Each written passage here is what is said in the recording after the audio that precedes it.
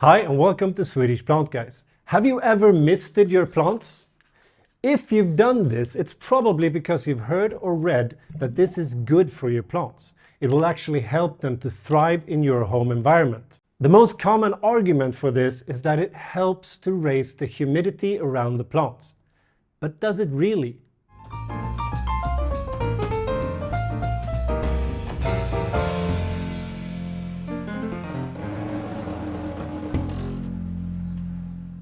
Now, to fully understand why this could be a bad thing, we have to break this down.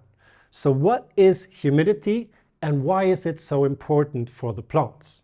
Now, usually we talk about something called relative humidity, which basically means the amount of water vapor in the air at a certain temperature and a percentage of how much the maximum water vapor could be at that temperature. So here in the southern parts of Sweden, in summertime indoors we have 60%, around 60% humidity indoors. What that means is that we have 60% of the maximum amount of water vapor there could be at that temperature. We can also see it like this. If you're outside and it's pouring down, it's raining hard, you usually have a relative humidity somewhere above 90%. It could be almost 100% if it's really pouring down, because you have the maximum amount of water that can be in the air at that temperature. Now, a relative humidity around 60% to 70% is really good for most indoor tropical plants. So how does humidity affect the plant? Well, we humans, we have a heart that is pumping around our blood through our entire body. The plant doesn't have a heart. So how is it moving water and nutrients within the plant? Well, it actually uses the humidity, because you have a high humidity down by the roots. When you've watered the soil here, you actually have a humidity of around almost 100 down here. And you have a high humidity inside of the plant because you have water inside of the plant. Well, the humidity around the plant, as I said, could be around 60%. So it's lower than you have inside the plant and you have down by the roots. That water wants to evaporate, to eliminate the difference inside and outside. Now, the easiest way for that water to evaporate is actually through the plant. Some of that water will evaporate from the top of the soil down here, but most of that water will evaporate from the plant. Now, on the leaves of the plant, which is the largest surface of the plant, you have something called stomatas. Stomatas is almost like small windows that the plant can open and close like this. Now, depending on if they open all of the stomatas or if they close them, there is a certain amount of water that is evaporating from the plant. So when it opens the stomatas, the water starts to evaporate, and as that water evaporates from the plant, it can actually start to absorb new water from the roots, and all of that water is actually moving inside of the plant. This is the way that the plant moves water and nutrients within the body itself.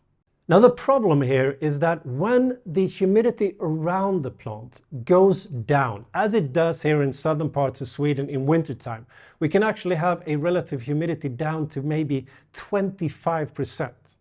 That's a huge difference, especially for the plants. Now, when that humidity goes down, what that means is that more water wants to evaporate from the plant. So it has to close all of those stomatas to be able to hold the water within the plant. But it needs to open them a little bit to move water and nutrients through this entire system. This is a huge difference if you have 60% or if you have 25%. And this causes a lot of stress to the plant, because it has to hold those stomatas closed so that not all of the water starts to evaporate. If all of the water starts to evaporate, the plant will die. Now, on the other hand, If you had really, really high humidity, if you went from 60% up to maybe 90% humidity indoors, perhaps you live somewhere where it's really, really warm, hot, and really, really sticky, even indoors. What can happen is that not enough water can evaporate from the leaves of the plant. When not enough water evaporates, not enough water is moving inside of the body of the plant. So it cannot move water or nutrients within the plant, and it could also die. So the theory is that if I mist my plants like this, I'm actually raising the humidity around the plant. Some of the water is actually going on top of the leaves, helping it to raise the humidity around the leaves. So this should be a good thing and help with that stress to the plant. But the problem with this theory, because it's right, is actually raising the humidity. The problem is that it's temporary. And it's actually extremely temporary. Because when I've missed the plant like this, I've raised the humidity temporarily, but it only takes around maybe 10 or 20 minutes for the air around here to be exchanged and the water on top of the leaves to evaporate. So then you're back to where you were before. So if I had 25% humidity around this plant, I raised that humidity to almost 100 for a very short time, but let's say I raise it to maybe 60% now for a couple of minutes. Then it plunges down to 25 again. This exchange from high humidity to low humidity, to high humidity to low humidity, actually stresses the plant more than if I hadn't missed at all. Because the plant actually gets used to that amount of stress. So if you have 25% humidity all time, it actually gets used to that stress at some point. So by raising it and then lowering it again and raising it, it can be devastating for your plant. So what can you actually do to help your plant with the humidity in your home? Well, first of all, I have to say that the easiest way is actually to do your homework even before you buy your plants. Because don't buy a plant that has problems with low humidity if you know that you live somewhere where periods of the time of the year you actually have extremely low humidity. Because that means that at least once a year you will always get that problem.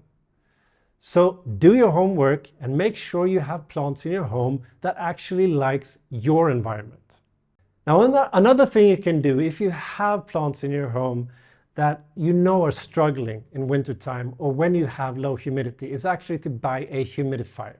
Now that is an electronic device that actually monitors the humidity in your room or in your home and distributes water to make sure to raise the humidity. Now the big difference here is that that humidifier actually raises the humidity all the time. So you don't have those big, huge fluctuations between high humidity and low humidity. It raises it all the time. The problem with the humidifier is that it's really expensive. So a more cheap version of raising the humidity around your plants is actually just to use a saucer or a bowl or a plate with water, like this. You can just add water to a bowl like this, and then you can place it somewhere around your plants.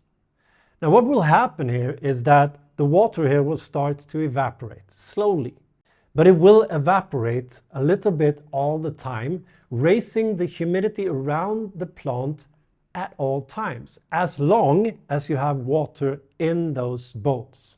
Now, another way of helping your plants to raise the humidity is actually to put them close together. Now, if you're like us, you know that the wintertime is extremely hard for some of the plants indoors. You can actually put them close together, like this. Because then they will actually raise the humidity around themselves. Because all of the water that is evaporating from this plant will help to raise the humidity for this plant, and so on. Now, the downside of this is that if you have pests on any of these plants, those pests will spread and spread quite quickly. Now, I know some of you are thinking, but what about showering the plant instead of misting it? Wouldn't that help? Well, in terms of humidity, you have the same problem. Yes, it helps briefly, but then you go back to that low humidity again. So showering is almost the same thing as misting. However, showering can have other positive effects, because when you shower your plants, you're actually helping the plant to get rid of most type of pests, and also you are getting rid of dust or particles that has fallen on top of the leaves. Those dust particles are actually hindering the plant from opening and closing the stomatas.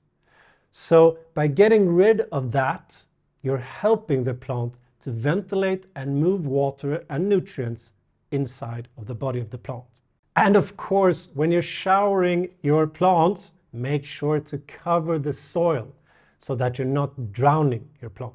Now, if you like this video, please give it a thumbs up. That really helps our channel a lot. If you haven't subscribed to our channel yet, please do. Hit the bell as well so you get a notification every time we put up something new.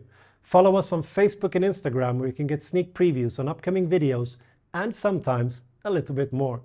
Now, until next time, hej då!